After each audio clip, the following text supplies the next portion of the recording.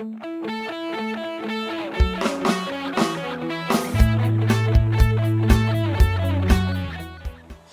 Jordy here with FixMyCabinet.com. I've been installing cabinets for over 30 years. Today I'm going to show you how to create a layout for your upper cabinets or your base cabinets on an angled wall so that you know how to cut that scribe in the corner. So let's get started. Okay, what I have here is an actual template of the angled walls from where the cabinets are going to be installed.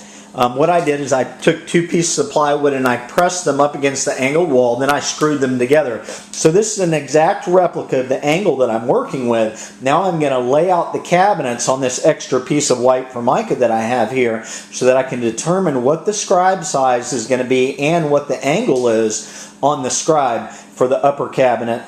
You can do this for your base cabinets as well. You can just draw this out right on the floor where the cabinets go. Let's say if you ordered your cabinets from Home Depot or someplace like that, you can just draw it out on the floor and determine how to cut your angles that way. So let's get started. What I've done here, as you can see, I put the template flush with the edge of my pattern here.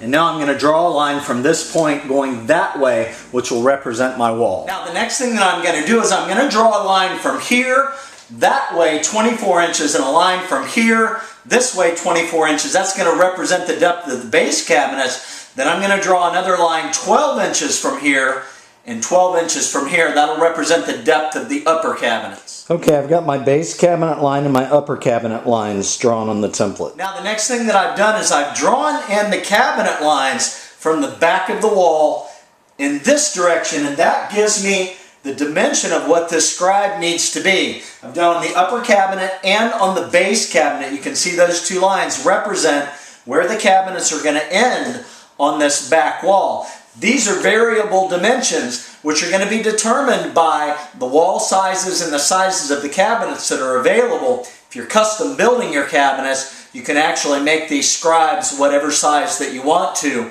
whenever you're laying things out.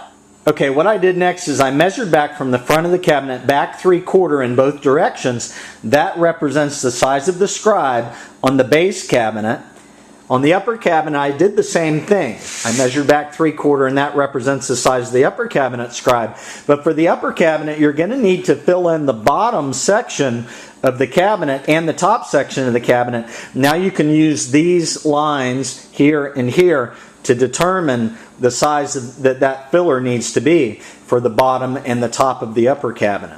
Okay, the next step in the process is to determine what the angle is that needs to be cut on these scribe pieces. What I've done here is I placed a protractor where the lines intersect with one another, and this line where it crosses the protractor determines what the angle is going to be. The way that I figure what the angles are on the scribe, the protractor right now is reading 50 where the line intersects with the protractor. I need to deduct 50 degrees off of 90, and that will determines that this front scribe is actually a 40 degree angle. I can either cut a 40 degree angle on both pieces and butt them together, or I can cut a 20 degree angle on both pieces and split it right down the middle.